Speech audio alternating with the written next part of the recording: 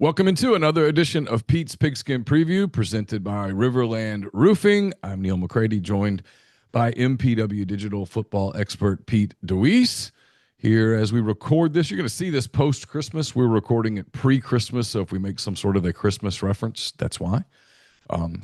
Just the way it works. I believe in being transparent ever since COVID. We'll just tell you, hey, here's when we recorded this. In the event that something changes, we're recording this on December the 23rd. So hope all of you who are listening to this had a very Merry Christmas and hope you have a very happy New Year. Speaking of New Year, Pete, Ole Miss will play on New Year's night in New Orleans in the Mercedes-Benz Superdome against the dominant SEC program that is the Georgia Bulldogs. Ole Miss and Georgia each 12-1 at this point. Georgia 12-1. Their 13th game was the SEC championship game where they disposed of Alabama with in short order. Ole Miss, of course, now 12-1 after beating Tulane 41-10 last Saturday in the first round of the College Football Playoff in Vaught-Hemingway Stadium in Oxford. This game is scheduled to kick off, I think, around 7:30 Central Time, 8:30 Eastern Time in New Orleans. It's a national quarterfinal game. The winner advances to, I think it's the Vrbo Fiesta Bowl. The Fiesta Bowl, whoever the hell sponsors it. We'll get to that when we get to it. If we get to it. Pete, Merry Christmas. How are you, sir? I'm doing well. Merry Christmas to you and yours. We'll get to Georgia in a minute because I have a lot of Georgia thoughts. And frankly, I have some, I haven't written about it yet. But I'm still sort of shaping the thought in my mind. I think there are a lot of similarities, actually. The more I cover Pete Golding, the more I get to know Pete Golding, I think there are a lot of similarities between he and Kirby Smart. I think there's a lot there. It's not fair to do that to Pete. And in some ways, it's not fair to do that to Kirby because Kirby's had so much success that comparing a football coach who has one win under his belt to Kirby Smart is, you have to be nuanced as you do it. But I do think there are a lot of similarities between the two men. So, but let's talk about Ole Miss and Tulane. It was a game that, frankly, was a whole lot like the first time they met back in September. I think that's kind of what you sort of expected, and I think it's kind of what I expected, just because I watch games with binoculars on the lines of scrimmage, and it was like I've seen this movie before. The first 2-3 series, and it was easy to say this because Ole Miss was up 14-0, but you kind of knew what was coming at that point. Yeah, I mean, I didn't know how the score would end up. I didn't necessarily expect a similar point spread, in part because I expected the Ole Miss offense to be good, right? I mean, Pete Golding said it, and it's what we've talked about, and what I've believed is, I mean, it's Charlie Weiss Jr.'s called this offense, right? Now, there's always been, and I think Kirby referenced it in a media opportunity the other day, is, you always hear the whistle, or maybe it was Summerall. You always hear the whistle from the other sideline, and it's Lane seeing something and making a check and change. And so, and I mentioned that, I think, in the last show, is you don't know how much those things are going to change in the course of a game, because that is, I think, one of the places where Kiffin is really good at what he does. But the Ole Miss offense completely looked in sync. There was not a point where they looked out of sync. And listen, from an X's and O's standpoint, John Summerall and Tulane staff do a great job. They're not. You can talk about a group of five versus a power four, whatever, all you want to. He just got the Florida job, and he's taking guys with him for a reason. They're Yeah. they're they're they're good at what they do. They know football, and scheme wise, what they do is not deficient, right? It's about, once you're on the field, how do your X's physically match up with their O's, and that's where you expect Ole Miss to have an advantage, and it's where the advantage ultimately played out in that game. Um, but that certainly got away, was comfortable for Ole Miss fans, and obviously a great atmosphere and a great environment. And yeah, I mean, Ole Miss played well, and to me, the biggest thing is, like, when you look at it, is you come off a long layoff, you come off of all of the uncertainty and the ups and downs of and realities that changed and shifted over the course of a few weeks, and you come out and you play a football game where you have one penalty, and it's a Yeah. penalty where you Five take a delay yards. a game, Yeah. right? Now, listen, I think the officials let them play. They There did. were certainly times where I think that the flag could have come out on both sides, in particular, but the officials let them play.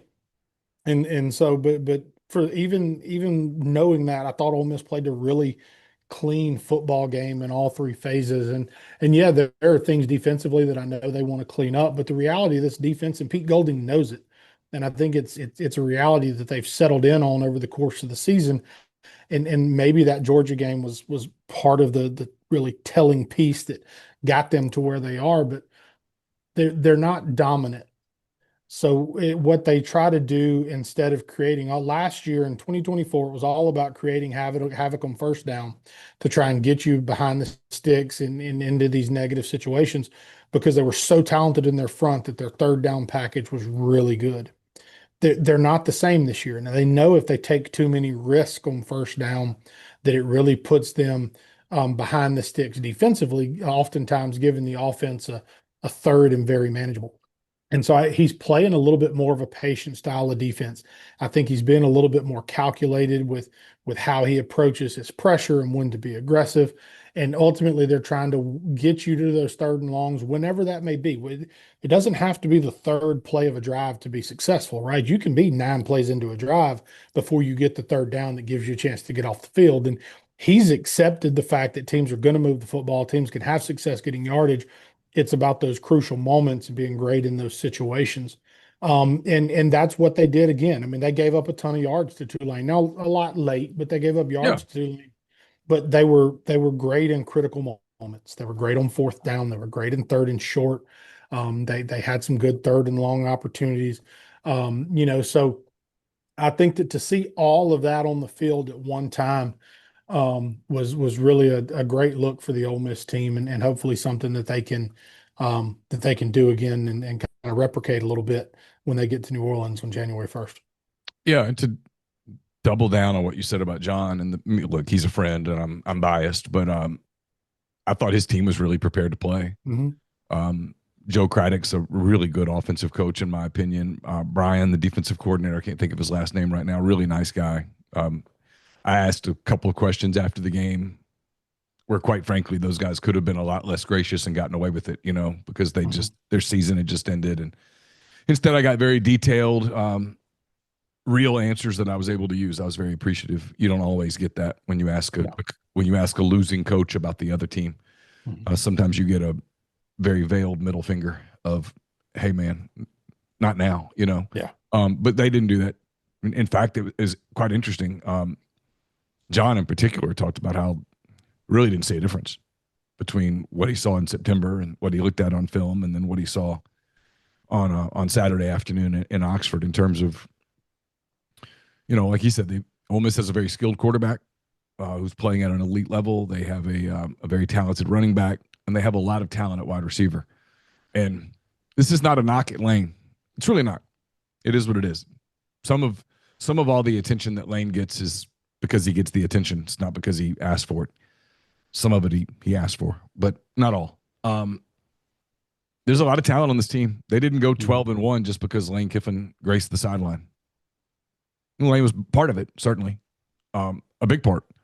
But there's a lot of talent on this team, and you forget about it sometimes because of all the drama and all the stuff. You forget, how talented DeJon Stribling is, how talented Deuce Alexander is. You forget Caden Lee's on the roster. You forget how good Daquan Wright is until you look at all the NFL people in the press box who are writing stuff down every single time that he does something. There's a lot of talent on that team. The offensive line, Garrison did a really good job. That offensive line was a question mark in early August, and now I think it's a strength. Absolutely. And there's a lot of credit to go to him, to the players.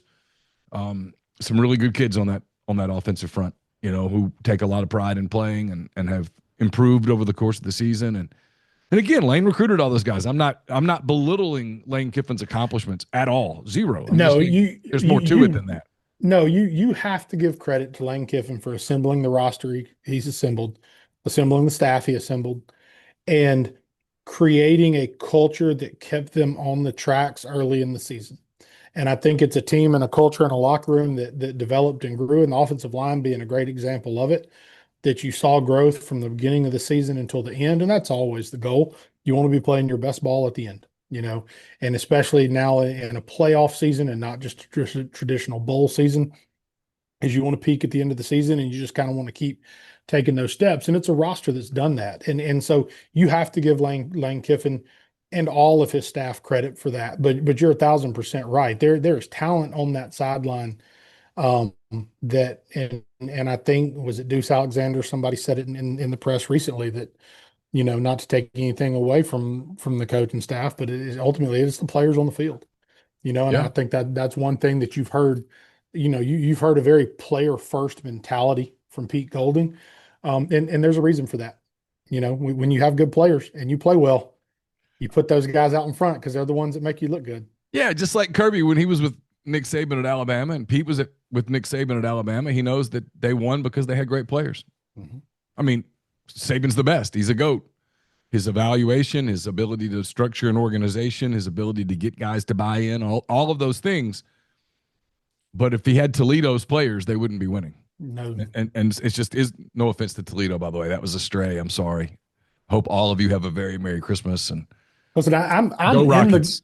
I'm in the great state of Ohio right There you now. go. So I'm hoping see? nobody heard that. Hey, I've got Toledo, my headphones in. I'm just saying. Go Rockets. I'm sorry. My fault. My bad. If he had Fresno State's players, they wouldn't that be winning. much better There reference. you go. Yeah. There you go. There you go. Fresno. Go Bulldogs. That's right. All right. So all right, before we do this, anything else you want to say about Tulane before we move to Georgia? Listen, I mean, no, I again, just the fact that you saw a football team come out and play clean, inspired football and not miss the beat. To me, that's a major tip of the cap to Pete Golding and everyone around him. The decisions that he made to, listen, somebody hands you the keys to the car, you want to drive. That's natural. That's what head coaches do. It's one of the first things that you do when you take over a program is you try to make sure it has your flavor on it. Taking over in this situation, in because it's such a different scenario and so unique to have the awareness and the wherewithal to realize that this is not the time to overhaul things. This is the time to just like we've done so many good things. So hats off to him for having that approach because that is somewhat of a humbled approach. I mean, I think it's easy to say it's a common sense approach, but it is a little bit of a humbled approach at the same time. Yeah. By all accounts, he's given the players say in the things that were not what he deemed relevant to the play on the field. But for everything that went into preparation and everything that he felt relevant to the play on the field, there was no need to change. And so those guys in that room, and even the ones that were there for a few days and got on a plane a couple of days ago and are supposed to be coming back, right? Like credit to each and every one of them for being, as far as I can tell, unified in the vision of what it had to look like when you were in that meeting room and on that practice field. And wearing multiple hats and doing different things. I do think you have to recognize their role in all of that. And I think that we obviously owe the players some acknowledgement and respect for mentally maintaining focus and staying on the tracks as well. But that doesn't happen without strong leadership within the building, and that leadership is never just one person. Yeah, I couldn't agree more. Real quick, I forgot to do this at the beginning. I'll tell you before we switch to Georgia because I've got a lot of thoughts on Georgia. Pete's got a presentation prepared about the Dogs. But we've been brought to you all season long by RiverLand Roofing. In the event that this is the last episode of this season of the show, really big thanks to RiverLand. If it's not, we'll have another preview next week of somebody. I guess it's either Miami or Ohio State. Is that right? Yeah, I'm hoping it's Ohio State, and I'm going to make my father-in-law take the whole family. Oh, there you go. So I don't know if it's going to work, but that's my pitch. I've been preparing. That's good. Yeah, you never know. We'll see. Brought to you by RiverLand Roofing. Durable, high-performance roofing. They've got it at RiverLand. I mean, look, they came and did we had roof damage back in the fall, major roof damage. A hailstorm went through here that was mental note to you. If you're ever at home and there's a hailstorm in your house, pull out your phone and video it. Go outside and video the hail. I was glad I did because that made it where the insurance people really had no questions. Obviously, there was hail, and I was showing it pounding the roof. They came out, did our roof, great work, cleaned it up afterwards. We have a pool over on the side of our house that's kind of in a weird spot. They covered it, didn't let nails get in it where it was going to create problems. Did a great job. They'll do that for you too as well. It's riverlandroofing.com, 662-644-4297. All right, Pete, Ole Miss and Georgia played each other on October the 18th in Athens. Georgia won 43-35. It was a game that I think we remember for a couple of reasons. One, Ole Miss scored a touchdown on its first 5 possessions. Its 6th possession did not begin until the 4th quarter, which tells you that Georgia had a lot of success offensively as well. Georgia did not punt the entire game. The punter got the day off. I guess he held or something on kicks, but he didn't punt a ball the whole day in the game.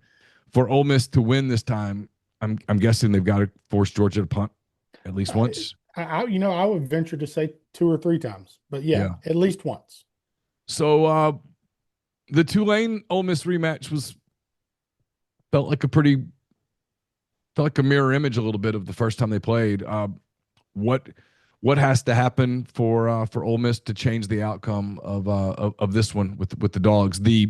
Easily the dominant program in this league in the last, I don't know, 6, 7, 8, 9, 10 years. Kirby and the people at Georgia have done a stunning job of an era of dominance that will be difficult.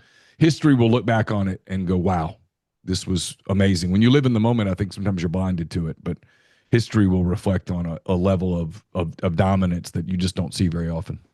Yeah, I mean, listen, and especially in this modern portal era, they've been a lead in high school recruiting. They've been selective but efficient and effective in portal recruiting. They've strung together wins, and honestly, I think, listen, it's easy to develop good talent. Not always, but it's easy to develop good talent. It's you were never going to develop me into a day 7 draft pick if we went that many rounds. But some guys are born to be day 1 draft picks, but there's a lot that goes into that development. It's not just about on the field stuff. And so I think that's one way that this program has clearly been dominant, has been their ability to develop people on and off the field and get some really elite results. I mean, Lord knows we've seen the number of guys taken in early rounds off of these UGA rosters, and it's been astounding. And so, yeah, they're the class of the SEC, if not the class of the nation right now. And so they've done a great job in Athens, and I've got to see a little bit of it firsthand.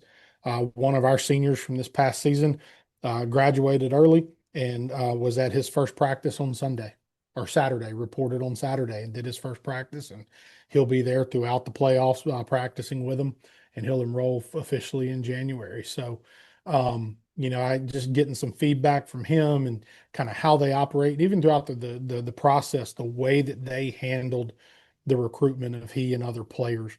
They do a phenomenal job for sure. And it is detailed, organized, and thorough from the time they identify you as a prospect until you leave Athens.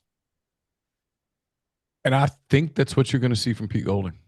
Now, can they do it at that level? I don't know, but I think you're going to see a very similar approach. I can tell you the one thing that I consistently hear from people in coaching circles at Ole Miss and elsewhere is they'll tell you that the reason that Georgia has had the success they've had is because Kirby has been a relentless recruiter. Listen, Kirby, and they say the same thing about Pete, is that this guy's going to recruit relentlessly. I can't Kirby. I could walk in the room with Kirby and he might say I've seen the face before, but he wouldn't have a clue who I am. And we've been in the room several times and at camps and 7-on-7s and different things. And I wouldn't expect him to know who I am. Let's be clear about that.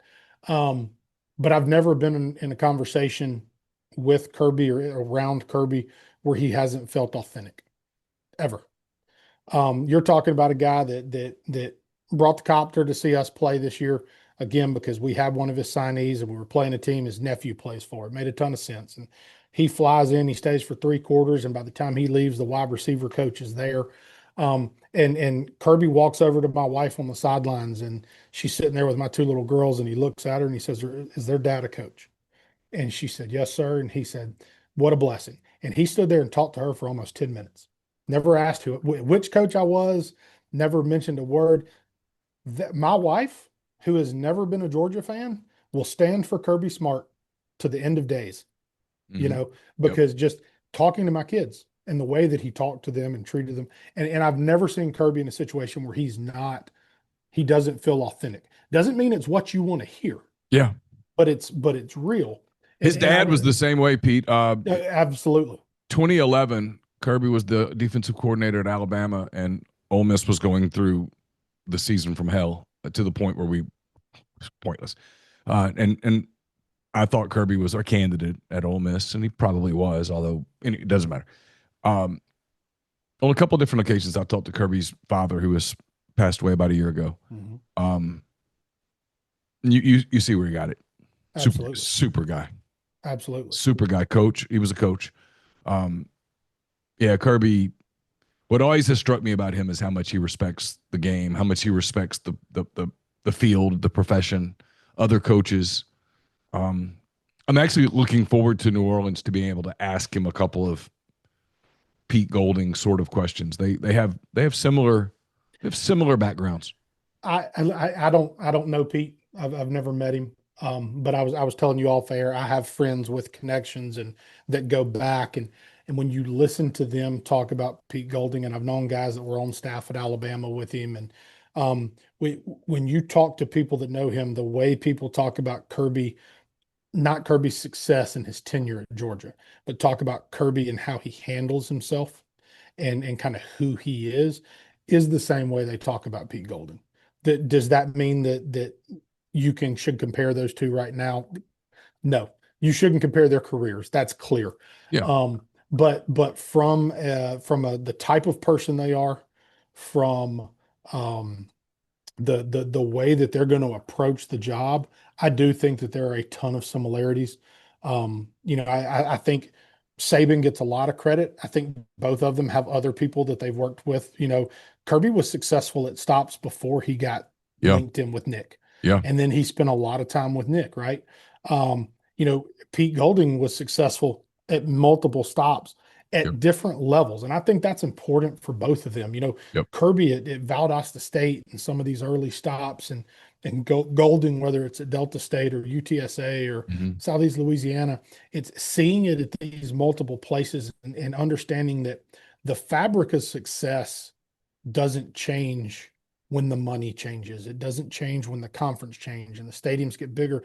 The fabric of success is very much the same, right? It's a different color. It's bigger now. Maybe it's a little sturdier, but at the end of the day, the root of it all is so similar.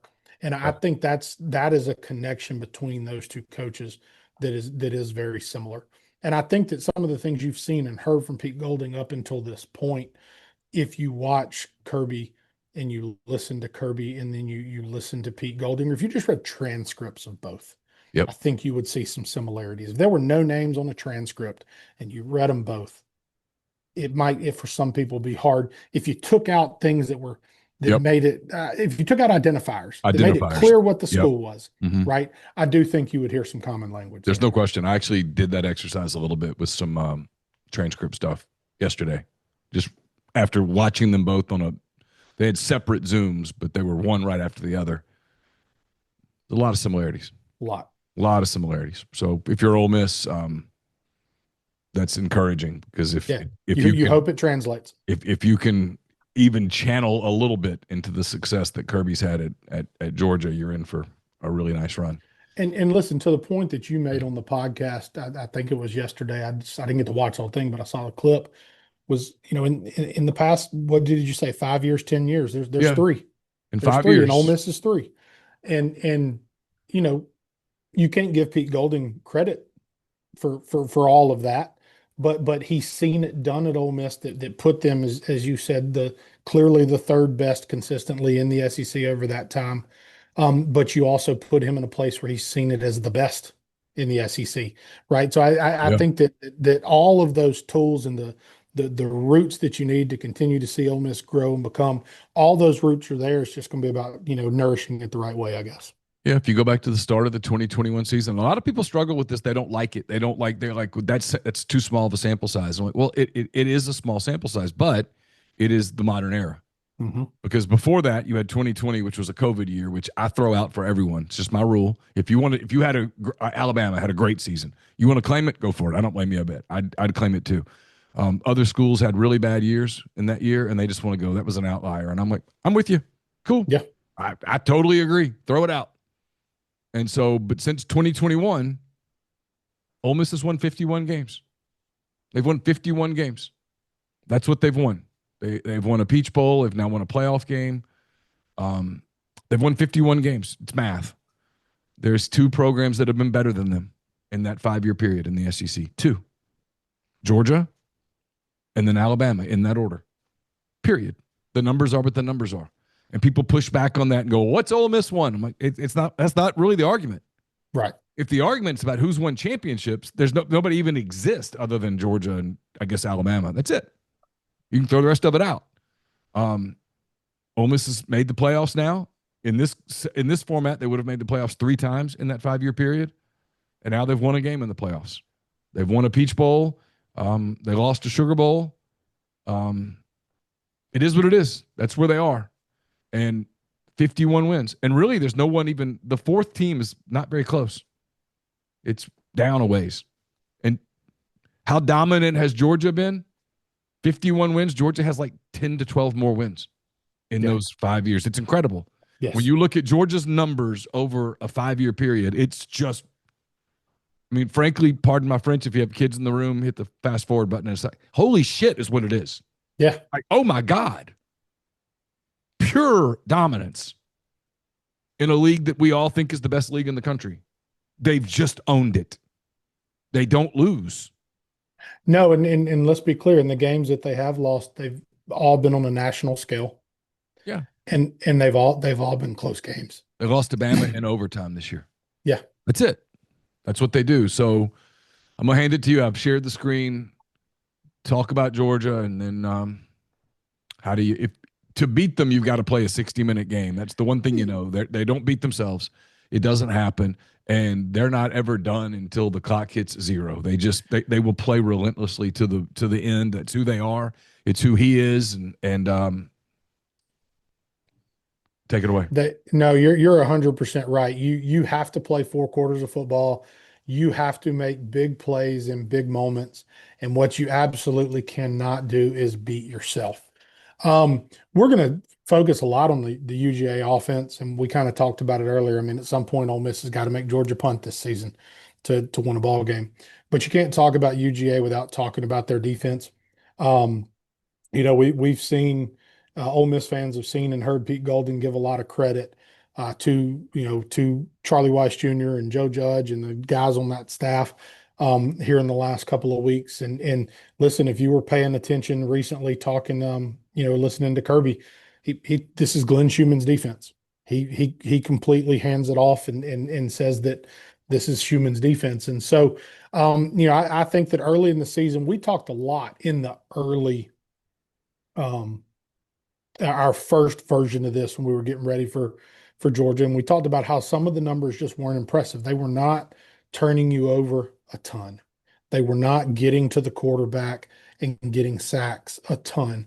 They were still very effective. They were still suffocating. They weren't easy to move the ball on. And some of that stuff still hadn't changed. Their pass rush has improved. It's still not elite. They're still, I believe, in the bottom half of the SEC in sacks. I believe Ole Miss has 5 or 6, maybe 7 more sacks on the season than this Georgia defense does. They do what they do, however, is they create enough chaos, and I think they've gained enough confidence now, in particular on the back end of that defense, where Schumann is being a little bit more aggressive. And in the second half of that Ole Miss game, Ole Miss suddenly offensively just went away and were ineffective. And we talked about coming out of that Georgia game last time, going into, I believe it would have been Oklahoma. Yep. When we did that preview, I showed you some clips from the fourth quarter of that game, and we looked at some missed opportunities by the Ole Miss offense. where Trinidad just missed things, and it wasn't necessarily failure around him, and it was, sometimes it was mechanics and maybe feeling pressure and all those things that exist. And I He had think, that really bad throw to Daquan Wright that sticks really out. bad. He just Daquan threw Wright it in the was ground. wide open. He threw it in the ground, and Yep. there were really a couple of misses. There was one to Winston Watkins, Winnie Watkins, that would have been a huge play. There were, I think, a few misses in that fourth quarter.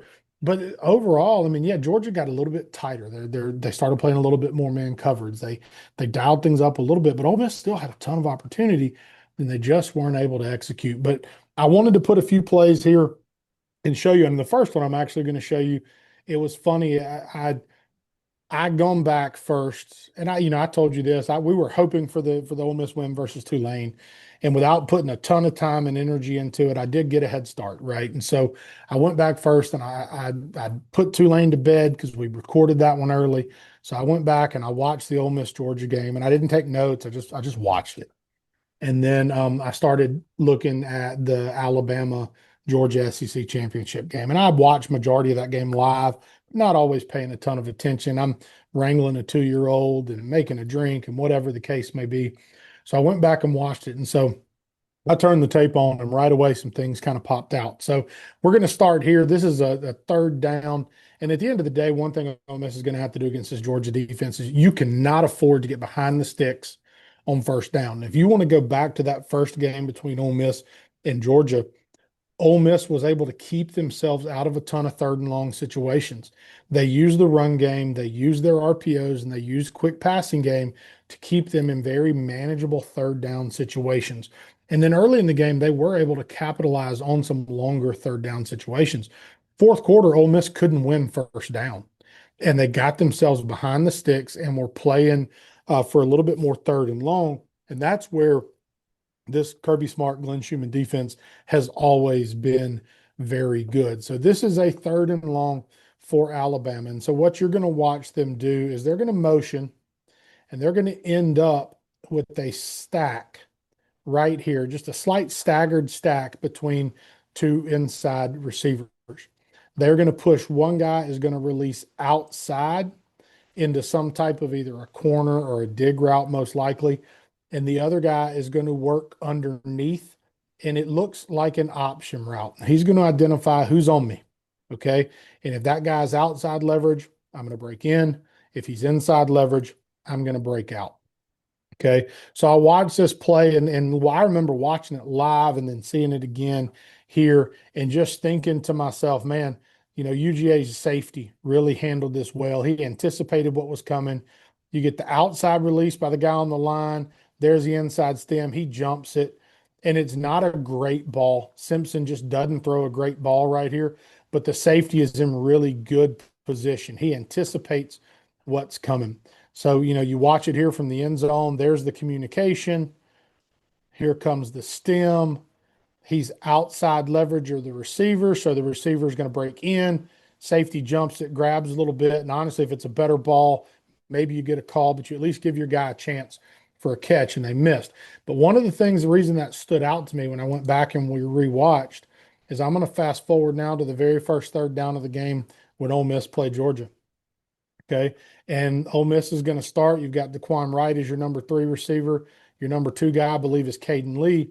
And you're going to see Ole Miss, they're going to short motion Caden in to get him into that similar stack position with Daquan Wright. And you're going to see the exact same concept.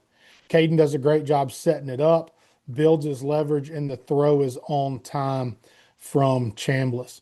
But you see, you put this on film early in the season, I guarantee Georgia's seen it multiple times since then, and it's certainly something that they're going to work in their preparation leading up to the game. But I think you made the comment earlier talking about the talent on this team and how certain guys you almost forget about. They almost disappear because there's not a truly dominant receiver over the course of the season. There's lots of great performances by several different guys.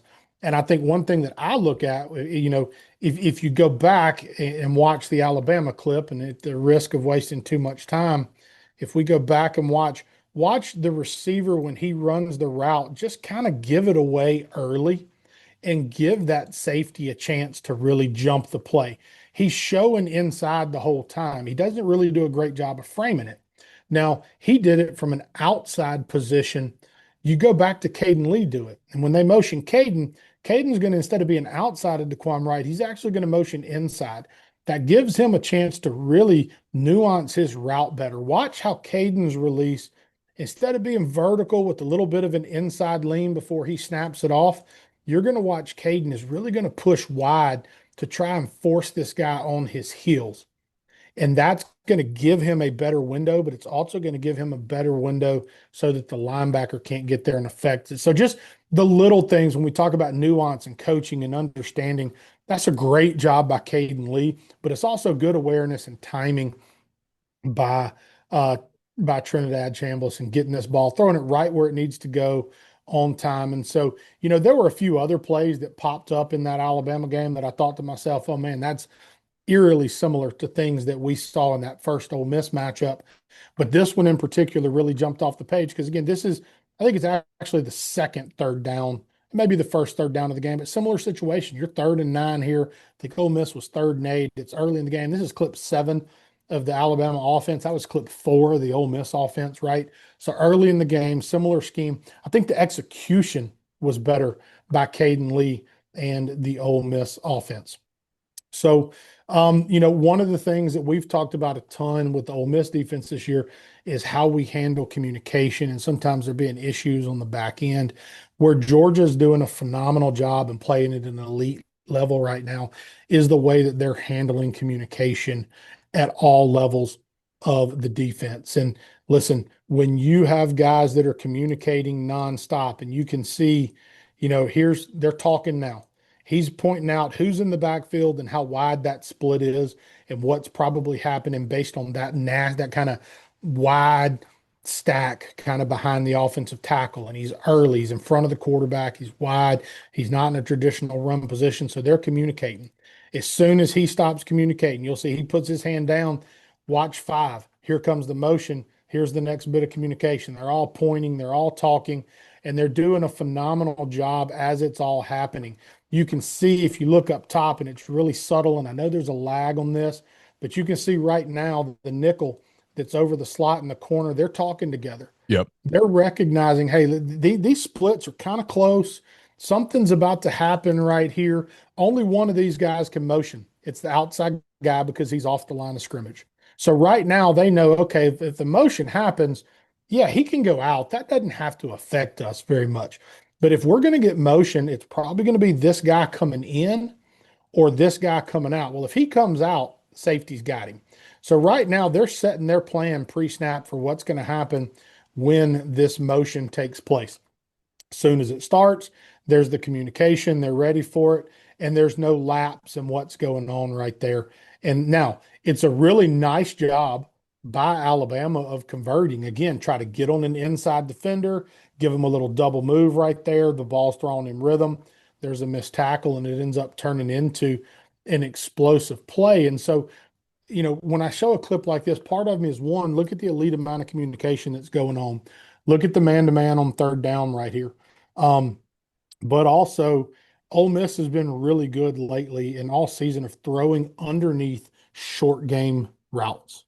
And they're going to have to continue to be successful at that in this Georgia game if they want to be as efficient as they have been. And so when you're getting man-to-man like this, there's a couple different ways you attack man-to-man, variations of man-to-man in quick game. One are routes that run away. We call them runaways, things like slants, routes that never stop and settle down, but they just stay on the move. So things like slants, vertical balls, which Ole Miss has thrown a ton of, in particular, back shoulder vertical balls, and they threw it probably 6 times against Georgia in the earlier season matchup.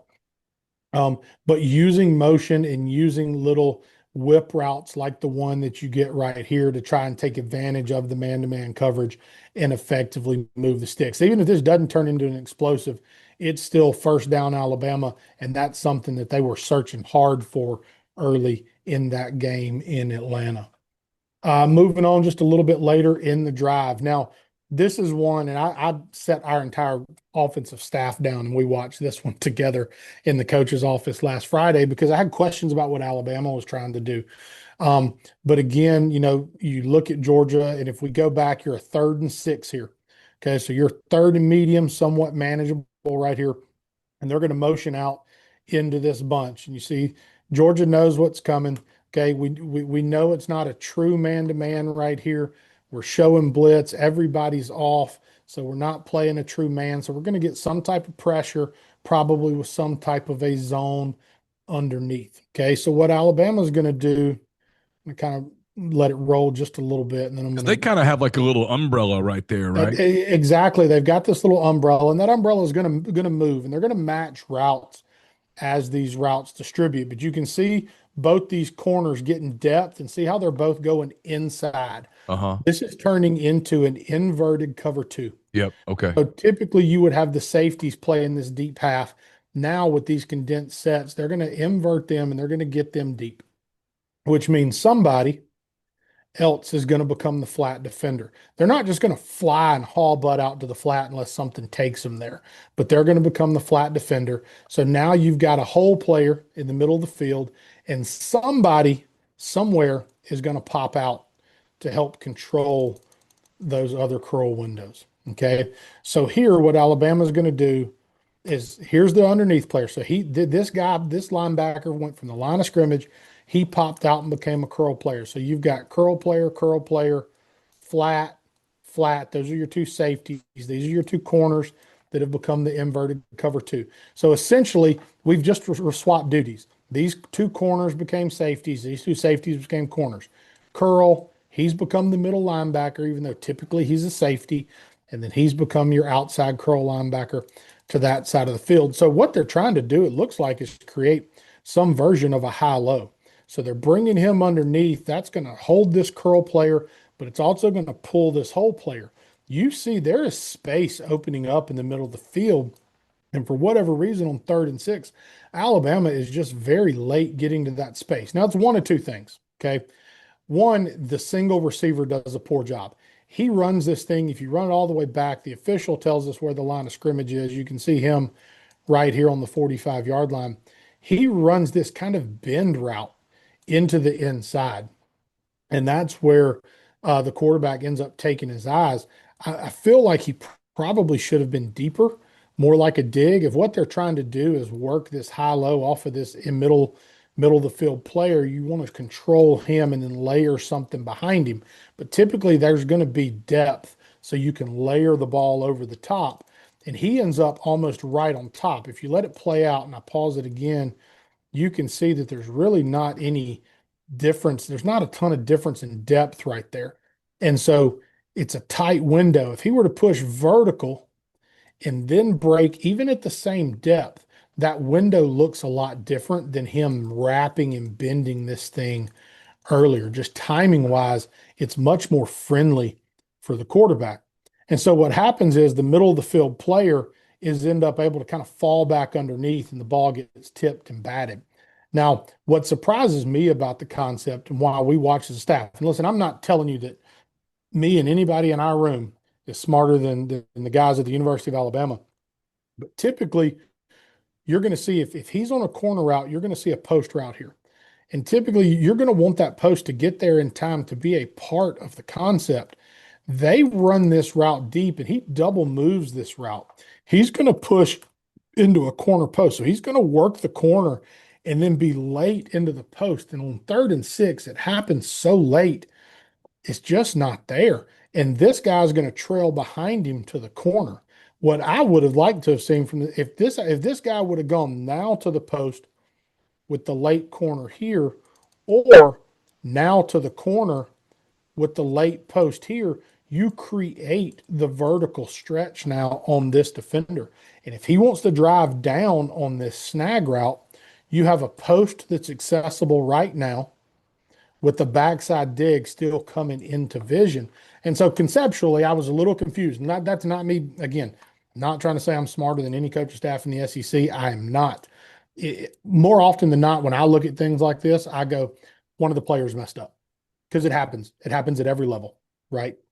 And just as a coach, maybe I'm arrogant and give more faith to the coaches and less to the players. Well, I mean, there's But been a when lot of criticism of Ryan Williams in particular, but oh, I've heard. I mean, obviously, I know a lot of people around Alabama and from being in that state and have a lot of friends over there. They've been pretty critical of not the coaching necessarily, just the offense in general, the the execution regression. has not Yeah, been there. it Yeah. hasn't been there. And this is one of the plays that I see as just a kind of prime example. And so if we go to the end zone copy and let's just watch Simpson's eyes. Okay. He's trying to decipher what's going on right now, setting his protection. He changes it. He feels like he knows where the pressure is going to come from. So he sets the slide. So his eyes start over here. This is where that little underneath snag route is. It gets squeezed by two guys. So he's resetting. He's looking, in my eyes, he's looking at the middle of the field. He's looking for something to be layered behind that underneath route, and it's not there. So when he resets to come all the way backside, watch how fast he resets and then has to immediately, oh crap, get in position to throw the football because I feel like that guy's there faster than he wants him to be. So I'm just going to kind of try to live speak it here. But so we're in rhythm, first read, not there, middle of the field, boom, reset. Oh crap, he's already there. And I try to throw into this tight window that ends up getting tipped and go the other direction. For Ole Miss and against this defense, you have to do a great job in your spacing and the continuity in your routes. And Ole Miss typically does a phenomenal job with route spacing, but they're going to have to do it against this Georgia defense because they're long, they're athletic, and they are opportunistic. Okay, we talk about quick passing game, and Georgia is going to give you a combination of man and zone, and you're going to have to decipher a lot of different things. Early down throws, first down throws, first down RPOs and quick game, I do think are going to be very important for the Ole Miss offense, not just continually trying to hit the hammer or hit the nail with the hammer and run the ball all the time on first down. And so this is an example of an easy quick game throw.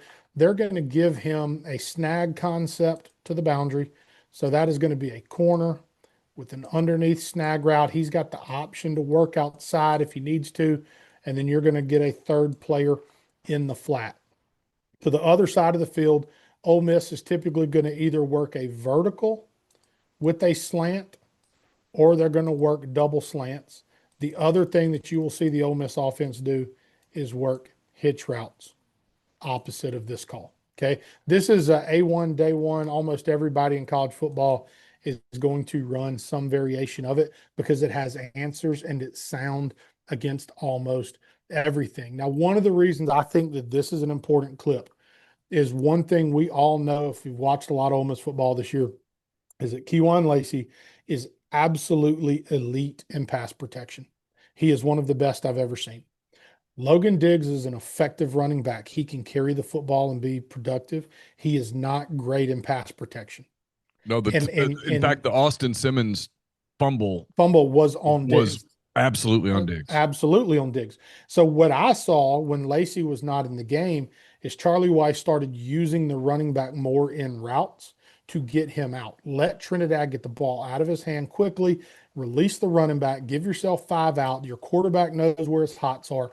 So if you're Ole Miss and you're going into this game and there are any questions about Lacey, or you're at a point in the game where he needs to come out and he needs to rest the shoulder for a minute, right? Getting Diggs out of the backfield, active in the passing game, not trying to rely on him in the protection might be the avenue for success for Charlie Weiss.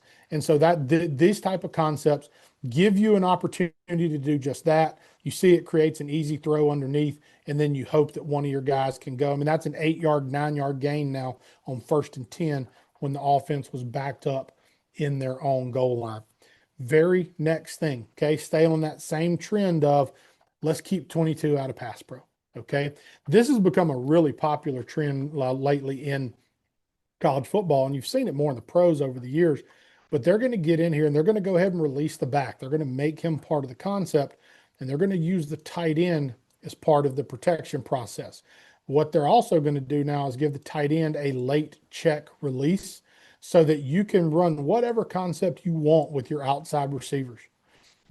Get the secondary guys clearing out of there to get part of the coverage, and then give yourself a nice little delayed check down to your tight end. And Ole Miss has talent in the tight end room. And this is a good way if you're trying to protect your running back and protection. This is the kind of thing that I would not be surprised to see the Ole Miss offensive staff use in this game. So you can see here, swing the back right now, try to get somebody out. Now, one thing you'll notice, who's out there? This ball very easily could have been flipped out wide right now and forced this corner to come make a tackle, but we're looking at a 2nd and short right here. Okay. But what they do here is they're going to chip, release, easy check down. And this ends up, again, we talk about awareness. I don't understand why the tight end goes inside right here. If anything, I would think he'd feather with just a little bit of width, knowing this vertical route's protecting him a little bit, but work away from this backer. And honestly, I think it's kind of poor awareness by the tight end. And if you see the throw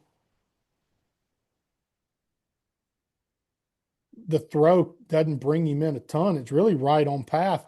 But I'd love to see this ball be back shoulder, and I'd also love to see him working a little bit more away from the inside linebacker. But if you start talking about answers where pass protection is a concern, getting the running back out, whether it's as part of your quick game or leaving the tight end in protection, could be answers that Charlie Weiss goes to. One thing that everybody loves to do in these condensed sets, on this is a 3rd and 2, is use mesh. And Ole Miss has used multiple variations of mesh and different quick game concepts throughout the course of the season. Georgia does a phenomenal job of situational football, especially on defense. They understand what is most likely to happen from this type of tight, condensed formation on a 3rd and 2 call. So you'll see here, you can watch the Mike linebacker, and he does a phenomenal job. Watch him communicate. He knows something's coming from underneath. Okay, and his responsibility is weak side of the coverage here. So when he sees this outside guy come underneath, you'll see him point and say, stay. I got him.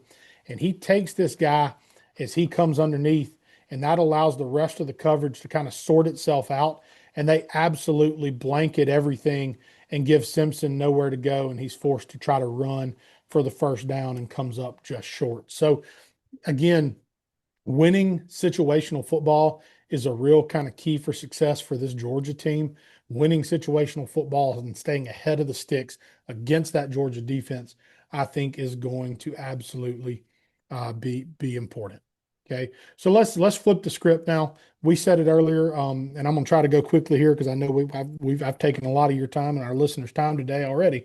But Georgia offense was extremely effective against Ole Miss. Ole Miss was not able to force the punt, something we've all heard and seen and talked about. And obviously, late in the game, Georgia really just took over and possessed the football. I think it was almost 38 minutes time of possession to 22 minutes. And time of possession is not the biggest stat for Ole Miss. They've never been worried about it because of the style of offense they play. But you have to possess the football to score points. And Ole Miss wasn't able to possess the football and maintain possession in the second half of that game. Ole Miss ran for 88 yards. Georgia ran for 221. Ole Miss threw for 260, and Georgia threw for 289. Yeah. Georgia ran 80 plays to Ole Miss's 60. Now, if you look at those numbers at halftime, Ole Miss either has a lead or they're almost even. And then all of a sudden, the second, outside of the rushing numbers, Georgia had the advantage there the whole time. Yeah. But all of a sudden, the second half starts, and Georgia just absolutely started to munch the clock away. And Ole Miss, when they did get on the field, they weren't successful on first down, and they got in these kind of negative situations and just weren't able to extend drives. So we're going to look at some of the ways real quickly that this Georgia offense can kind of eat that clock and munch away at you. And some of the things we talked about, just some little reminders. Just to interrupt real quick, what I remember about that game as it was unfolding was thinking, man, Georgia has no answer right now for Ole Miss offensively, but Ole Miss can't get it enough. Like if they could have just forced 2 punts in the first half, that game might have been completely out of hand. Different. Yeah, absolutely. So a couple reminders, things we talked about in this early game. One is you're going to see Georgia play with multiple tight ends. Number 4 almost always stays on the field. You're also going to see number 7, Lawson Lucky, who had a career day against Ole Miss in the first matchup. You're going to see the young tight end out of Camden County, freshman in the game. They're going to play multiple multiple guys. Number one, Branch. They're going to move him around and get him the ball as many ways as possible. And then you're going to see 32, Jones. They don't hand it to him a ton. They like him as a blocker and they love him in the screen game. And so there's a lot of alerts that kind of pop up with this Georgia offense, and this is one of them. Okay. So they're going to take Jones here and they're going to motion him out of the backfield and they're going to give the quarterback a very simple run RPO with the quarterback run. Okay. So there's two tight ends. So they're going to really match and try to make you match the box presence. They're going to motion out to try to gain a numbers advantage. And then they're going to come back the other direction with a pin and pull concept. They're going to try to really get back going the other direction, get the quarterback involved right here in the run game. So here you see the will linebacker expands. Alabama has essentially 4 over 2 with a third guy as the receiver. That means numbers dictate quarterback should pull this ball and run it. So they're going to run a counter scheme now, pulling a guard and a tight end. And Alabama really honestly does a very nice job, because one thing that Georgia is going to do is you better get involved as a secondary in the run game. If you do not, Mike Bobo is going to make corners tackle. And when he can make your corners tackle, he's going to be very successful if those corners are not willing to come put their face in the fan, live at the line of scrimmage. Now here, this is Alabama's corner taking on a pulling guard. Linebacker gets over the top to take on the tight end. Your safety has to be ready to fit the football. They do it effectively, and it's still a 3-yard gain for that Alabama offense. They are going to make corners tackle, and they're going to try to do things to get you to really force your secondary to tackle, but they're going to try to use motion to create a numbers advantage. It's one of the things Pete Golding talked about, I believe, with his Georgia offense, that they do a phenomenal job of finding numbers. Now, this is a 2nd and long, I believe a 2nd and 14. One thing you are going to see from this Alabama or this Georgia offense is they are going to run a version of Hank. Old school, curl flat. When you film the next podcast with Siski, ask him to teach you Hank, and he's either going to tell you it's Hank, a dumb like concept. Hank Williams? Hank, like Hank Williams. Okay. He's either going to tell you it's a dumb concept, or he's going to tell you that it's like the greatest, most universal concept in the world, and there's very little in between. But everybody at some point in their career has run it. And what it boils down to is you're going to get curl routes on the outside that are going to typically push to the depth for conversion. Okay. And then they are going to take the slot receiver is going to push to a little bit more shallow depth, and he is trying to work to that window between the backers and over the football. And then you are going to try and check release your flat defenders to create a stretch. The ball is going to start, the quarterback's eyes are going to start there. Now, his hot routes are the flat routes immediately. That's his hot control. But eyes are going to start in the middle. If the middle vacates, he's going to put it on the tight end right now or the slot right now with a chance to get vertical. What the quarterback's going to see is if this guy's not covered, it's because one of these two interior defenders has squeezed the route. If this linebacker squeezes the tight end, that means, and the flat defender's doing his job, you've now widened the window for your curl, and he's going to adjust his route as he works back to the quarterback to that open space.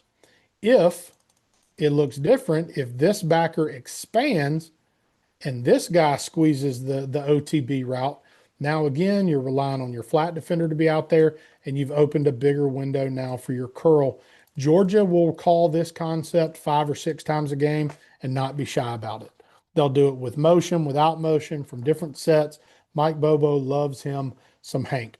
So here, Alabama's going to show this sim pressure. They're going to got all these guys creeping at the line of scrimmage, okay? And then they are going to bail out of here, and they are going to get into a disguised coverage. I want to show one thing, but they're getting into cover 2 to the boundary right here.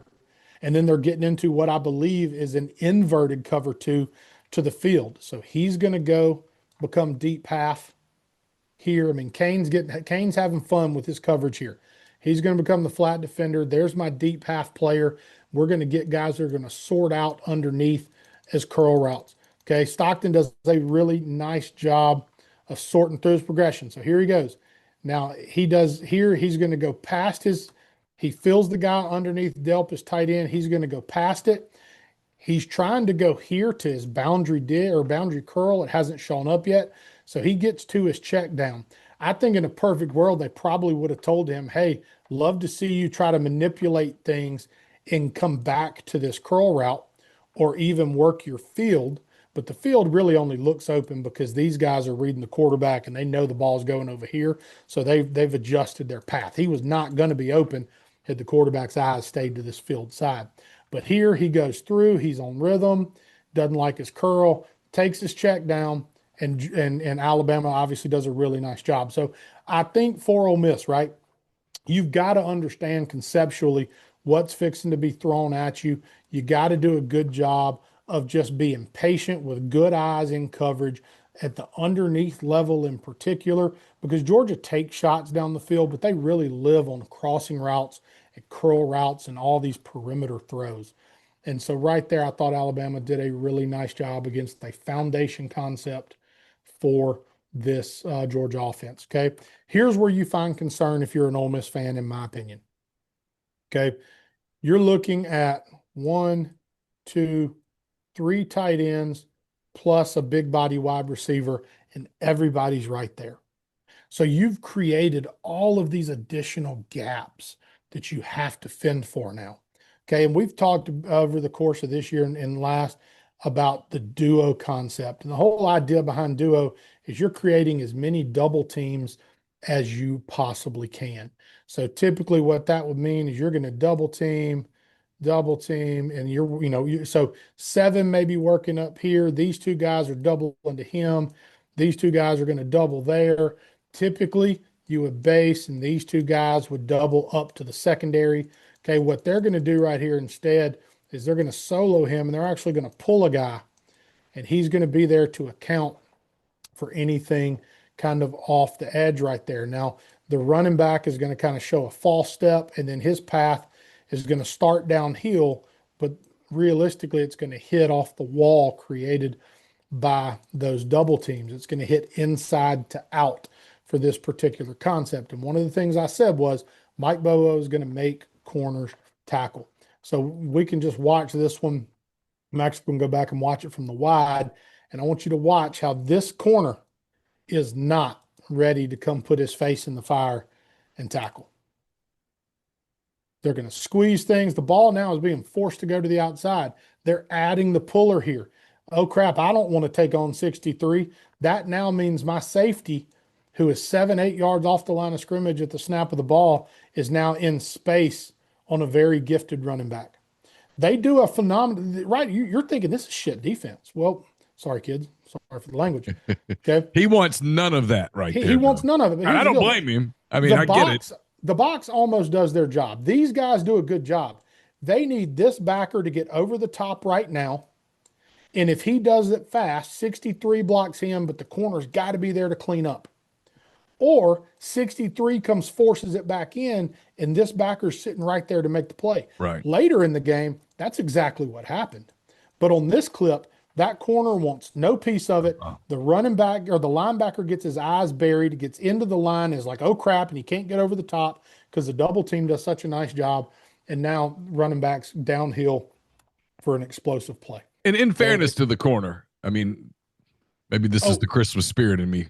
63 looks terrifying, heading right at you right there. With a full head of steam and you're 6 yards off the line of scrimmage, absolutely. It would terrify me.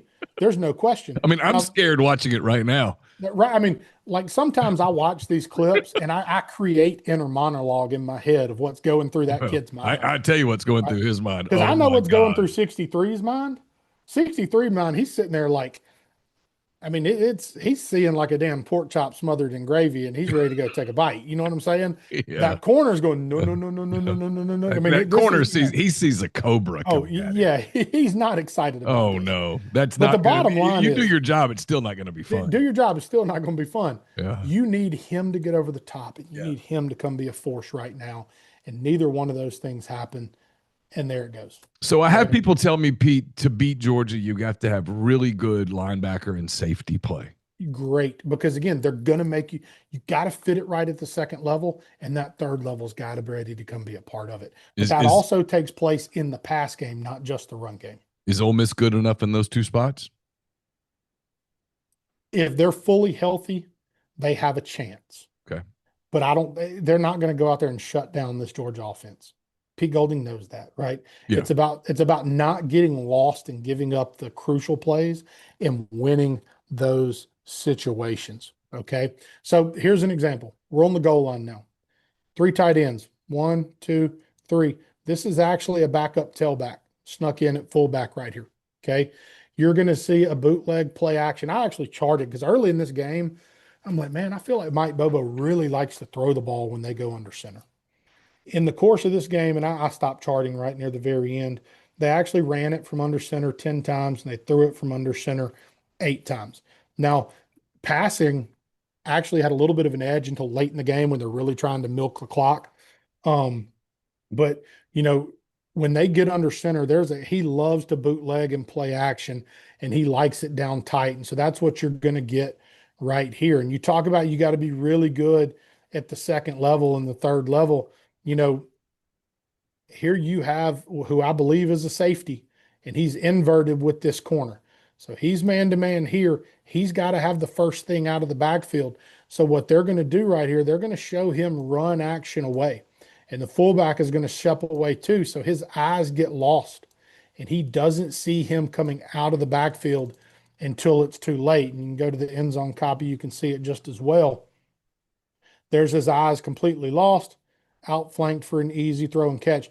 The eye discipline with this offense has to be phenomenal because they do such a good job with motion, such a good job with window dressing, and they are such a big, big first down team. Okay. All right.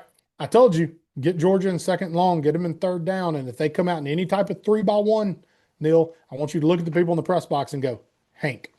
Because here it is. We saw it earlier on the 2nd and 14. Here it is on 3rd and 3. Honestly surprised he doesn't throw it to the tight end right here. Okay. So they're taking the tight end. He's running to the sticks, settling the OTB, curl, my delay flat, curl, check release. I thought easy throw and catch to my tight end right there with the pressure. I can put that ball right there. It's a first down, go Dogs.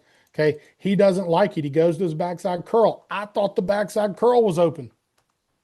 He just goes ahead and takes off. He does have good situational awareness, but as from pure quarterback play, I honestly thought he had 2 open routes early in the concept that moved the sticks quickly.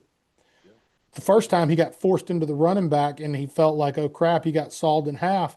So this is the very next time they run it. And I think he's afraid to throw that corner route again. And he's probably this cover 2 corner. He's a little afraid at this guy's maybe ability to break on both. So here he just tucks it, runs it, and is a tough runner, is able to get the first down. But they love Hank in so many situations. Okay. To the point that here we are 8 snaps later, 2nd and 10. They're going to run it again. Now, this time they're doing it out of a 2-by-2 and not a 3-by-1. Okay, so you're going to get what should end up happening and make sure my notes are right and there's no motion. So you're going to get curl, OTB, flat. Typically, you would have flat with the backside curl. They do something a little bit different on the backside here. Maybe if we're really kind of splitting hairs as a coaching wise, you talk about this being not true Hank and more of something like a spacing because they both run the curls on the backside. But honestly, I think it's a player bust. I think one of those guys on the backside is wrong. But here you can see he goes through his progression again. He's looking for the OTB by Delp, the tight end. It's not there. He progresses out to the curl. I don't think he likes this guy underneath. There's plenty of room to layer that football over the top if you like it. There it is. He finds it, and they're able to convert. But I think that when you talk about being good at linebacker, like you just said, part of the issue right here for Alabama is when that running back releases, you've got to know you have a corner out there. You have to get to depth. If this linebacker gets to depth, I'm not sure that this completion looks as easy as it does right here, but he is essentially at the line of scrimmage in zone coverage. There is no zone you're covering right there. right? So if you get to depth, you have a chance right there. Instead, it's an easy throw and catch, gets Alabama down tight in the red zone. Okay. Um, Now, easy concept right here, but well executed. Um, they like bunch sets, they like motion, and that's one of the things we talked about, right? They're going to make you communicate on the back end. So here they're going to bring branch in motion. They're going to work a corner route by this outside receiver, and they're going to get him fast to the flat. You're trying to throw that ball right now to the guy at the front pylon.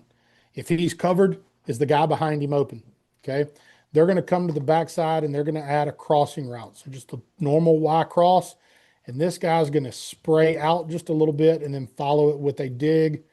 He is going to be in protection. If nothing's there, he's going to expand. And that release by him is really essential to the concept. And you want him out as much as you possibly can if you can get him there. So here we go. Eyes go to the flat. You see Alabama plays cover two. That's one thing I saw a lot in this game was a decent amount of cover two by Kane Womack and the Alabama defense. Okay. So here you see there's the corner feathers out, takes the flat, safety's over the top of the corner route. He goes to look for the curl. The 16, the nickel or linebacker here does a great job. He matches this backside crossing route. He carries it the whole way. And now it ends up with the safety being manned up on this outside dig route that's going to cross his face. And honestly, I just thought poor technique by the safety right here. You don't want your feet to die. You got to stay active and be ready to respond. But he starts feathering out like he's expecting this corner route, but he's got some help out there. He has nothing on the inside. I'd like to see him protect his inside. Here, the guy's able to cross face, flattens it out. You can see from the end zone, quarterback makes a good throw. There's the motion, go through the progression. It's not there. Backside cross. Where's my dig? Lead him. Easy throw and catch for the touchdown. Yeah. You got to do a really good job maintaining leverage on the back end. Okay. Now, one thing that they absolutely love to do is show you perimeter screens and then clear it out for some type of a wheel route. They hit it to Lawson Lucky in the first game for a big touchdown. Here, they're going to essentially show the same thing, okay? They're going to show a swing to the tailback with a little bluff action on the outside, and they're going to make it look like all these guys are getting out there to block for the tailback, and then they're going to try to slip a guy down the sideline. So here into the boundary, it's actually going to be this guy on the wheel route. They're going to use these guys to try and flush the coverage, use him to hold the flat defender, try to let the quarterback show that he wants to throw that swing. There it is. Alabama, I thought, does a really nice job right here of not, again, notice it's cover two. There's the flat player. There goes the safety into his deep half. Takes it away. They force the check down. They rally to the check down. I think if Ole Miss can force them to get to the check downs in these passing situations, now this is a 1st and 10, but as much as Ole Miss can force them to get down to the running backs, and even though he's a very effective runner, force him to get into a little bit more of a scramble mode, I think the more opportunity for success exists for this offense, okay?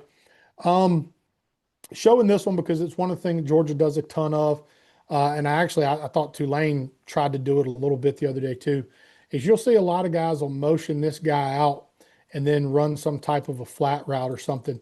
They like to motion him really wide and throw screens to that guy with the guy blocking. And it's a really simple read for the quarterback. Does he expand? If he does, we're in our run game. If he doesn't, we're going to hand that football or we're going to throw that screen out there. So when you talk about good play at linebacker and safety level, you got to do a good job here. The guy expands, but the corner's so soft, he takes the math anyway. They do a good job blocking in front of him, and they get it to an athlete in space. I mean, this is a ball they're throwing behind the line of scrimmage, and the corner's forced to come up, and it ends up being an 8-yard gain, right? And so you've got to do a really good job on these of not getting outflanked. Like if you're going to add him to the math and he's going to be deep, this guy loves to get so wide. You've got to make sure you can get outside and force him. I'm going to show you a play in a minute. We're going to talk about spoke angles and how crucial they are when you're trying to play effective defense. Okay, so talked about it a minute ago. Here's the play that they scored against Ole Miss earlier in the season, right? We said they love to show perimeter screens and slip a guy down the sideline. So here it is, Lawson Lucky off the RPO action. Okay. Same type of look right here. They're going to fake the screen to Branch, who they love.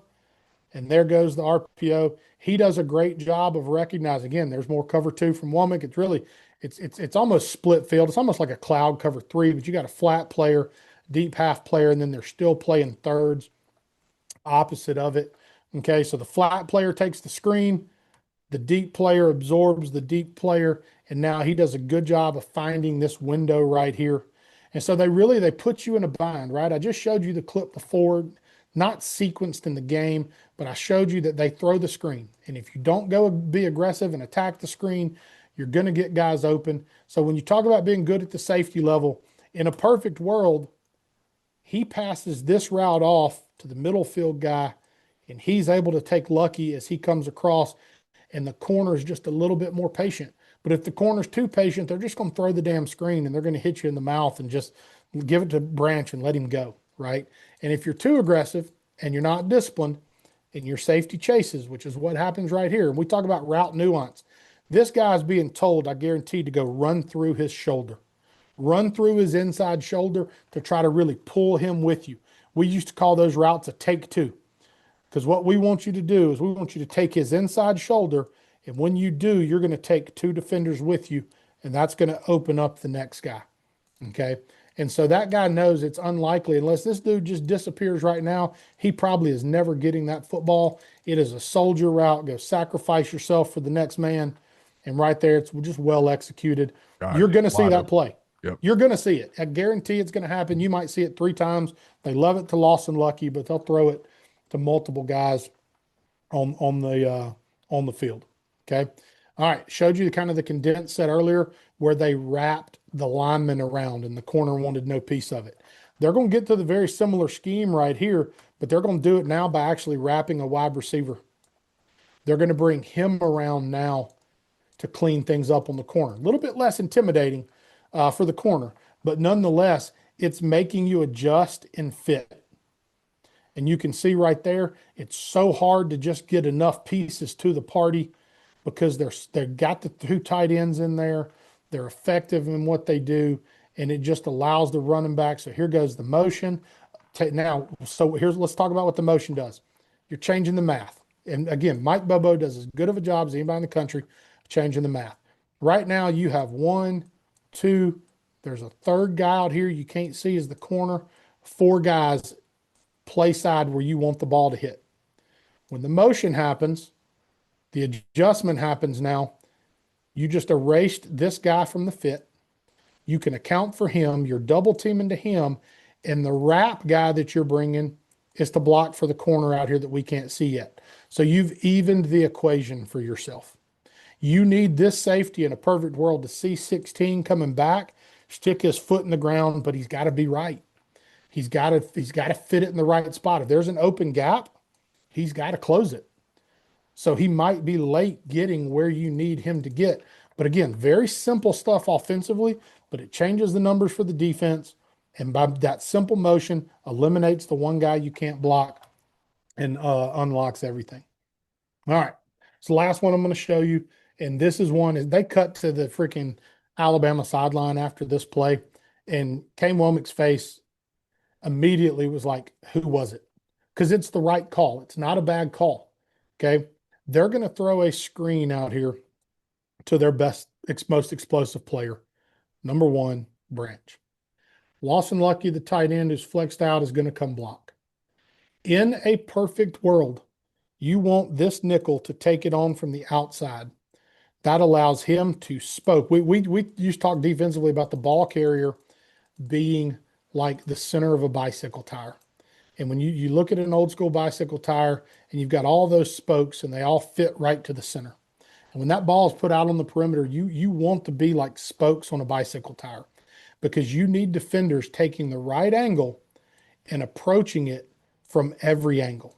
And if you get that, you don't give the ball carrier a ton of choices. You can bice him in, have a chance to make a play. Well, what you're going to see right here is when 7 comes out, He's going to start outside and then he's going to go and dip inside. And you're going to end up with two spokes in the same spot.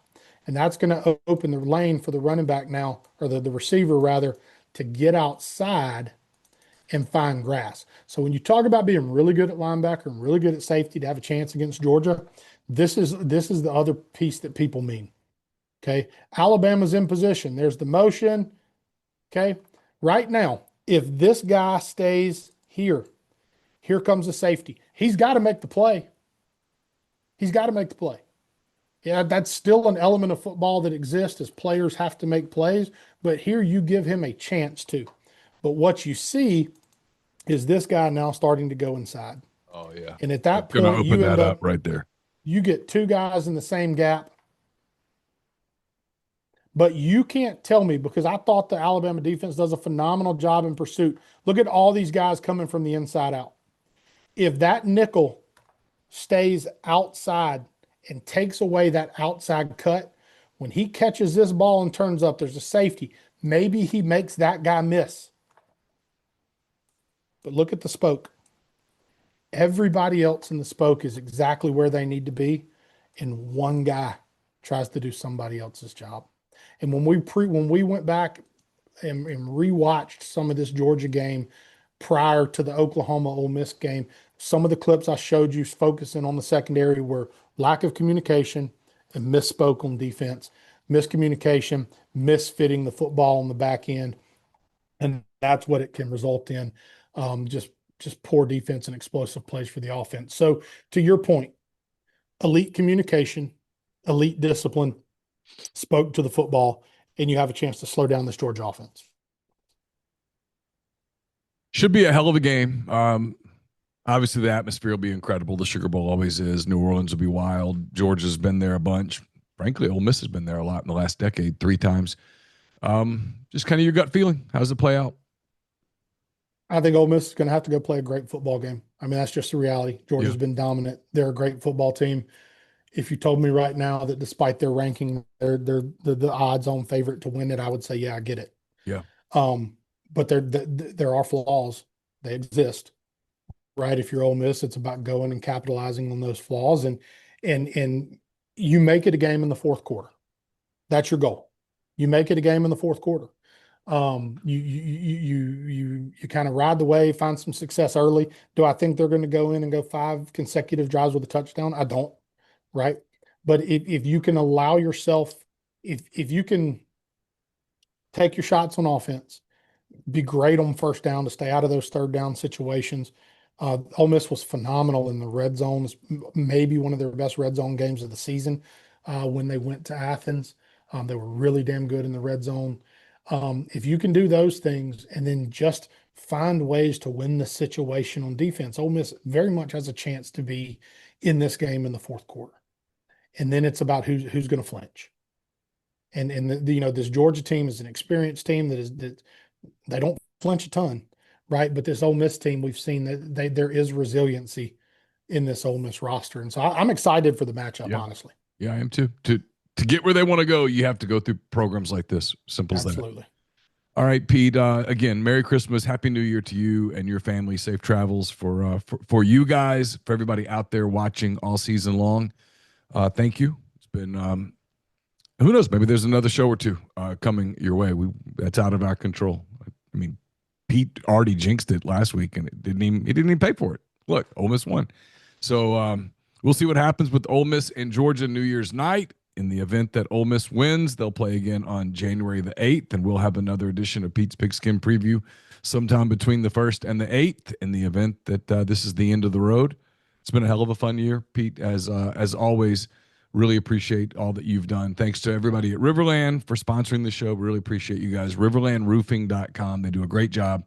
If you are anywhere in the North Mississippi, Memphis area, you need a roof. You need to make sure you get in touch with the people at RiverLand. So for Pete DeWeese, I'm Neal McCready. Until next time, take care.